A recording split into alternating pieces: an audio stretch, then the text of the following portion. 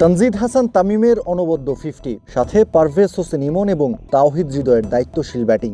জিম্বাবুয়ের বিপক্ষে সিরিজের তৃতীয় টি-20তে জয়ের দেখা পেয়েছে বাংলাদেশ, সেই সাথে 2-1 ব্যবধানে জিতে নিয়েছে সিরিজটাও। জিম্বাবুয়ের দেয়া 148 রানের টার্গেটে ব্যাট করতে নেমে শুরুতেই সাইফ হাসানের উইকেটটা হারিয়ে বসে বাংলাদেশ। দ্বিতীয় টি-20 ম্যাচটায় মোট 5টা লাইফ পেয়েছিলেন সাইফ, কিন্তু এবার আর তার ভাগ্য এতটা সুপ্রসন্ন হয়নি। এনগারাভার বলে মুজারাবানির হাতে ক্যাচ দিয়ে ফিরতে হয়েছে সাইফকে। এরপর পারভেজ হোসেন ইমনকে সাথে নিয়ে বাংলাদেশকে এগিয়ে নিতে থাকেন তানজিদ হাসান তামিম। 22 বলে 24 রানের একটা গুরুত্বপূর্ণ ইনিংস খেলেছেন পারভেজ হোসেন ইমন। 2 ছক্কা 1 চারে ব্যাটিংটা করেছেন 109 স্ট্রাইক রেটে।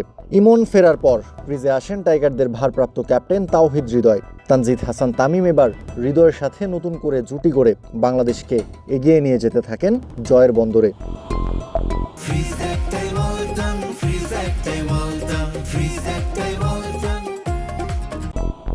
শেষ পর্যন্ত তানজিদ হাসান তামিমের ব্যাটিং দৃঢ়তায় ম্যাচটা জিতে নেয় বাংলাদেশ, সেই সাথে জিতে নিয়েছে সিরিজটাও। আর এরই মধ্য দিয়ে একমাত্র টেস্ট এবং ওয়ানডে সিরিজ হারের ক্ষতটাও পুষিয়ে নিয়েছে টিম টাইগার্স।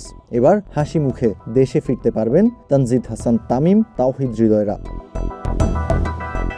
এর আগে টসে জিতে ব্যাটিংয়ের সিদ্ধান্ত নেয় জিম্বাবুয়ের ক্যাপ্টেন সিকান্দার রাজা। ইনিংসের দ্বিতীয় ওভারেই বাংলাদেশকে ব্রেক থ্রু এনে দেন স্পিনার শেখ মেহেদী। 5 বলে মাত্র 4 রান করা মারুমারিকে ফেরান তিনি। তবে এর মধ্যেই ব্রিয়ান বেনেট এবং ডিয়ন মেয়ার্সের মধ্যে একটা পার্টনারশিপ গড়ে ওঠে। বাংলাদেশ দ্বিতীয় উইকেটের দেখা পায় জিম্বাবুয়ের দলীয় রান যখন 77 রানে পৌঁছে গেছে। ব্রিয়ান বেনেটকে ক্লিন বোল্ড করে ফেরান মোহাম্মদ সাইফুদ্দিন। বলতে গেলে এখানটাতেই ধসে যায় জিম্বাবুয়ের ব্যাটিং ইনিংসটা।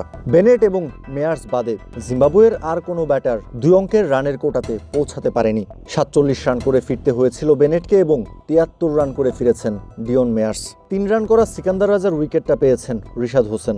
রায়ান বার্ডকে 7 রানে ফিরিয়েছেন আব্দুল গাফফার সাকলাইন। ব্র্যাড ইভান্স বাংলাদেশের বিপক্ষে বেশ কয়েকটা ম্যাচেই শেষ দিকে ব্যাট হাতে ঝড় তুলেছিলেন, কিন্তু এদিন তাকেও ফিরতে হয়েছে মাত্র 1 রান করে। ফলে 143 রানের বেশি করতে পারেনি জিম্বাবুয়ে। নির্ধারিত 20 ওভারের মধ্যে দলটা উইকেট হারিয়েছে মোট 7টা। আর এতেই 144 রানের টার্গেট সামনে রেখে সিরিজ জয়ের লক্ষ্যে ব্যাট করতে নামে বাংলাদেশ দল। কাউসার শান্ত, ক্রিক ফ্রেঞ্জি।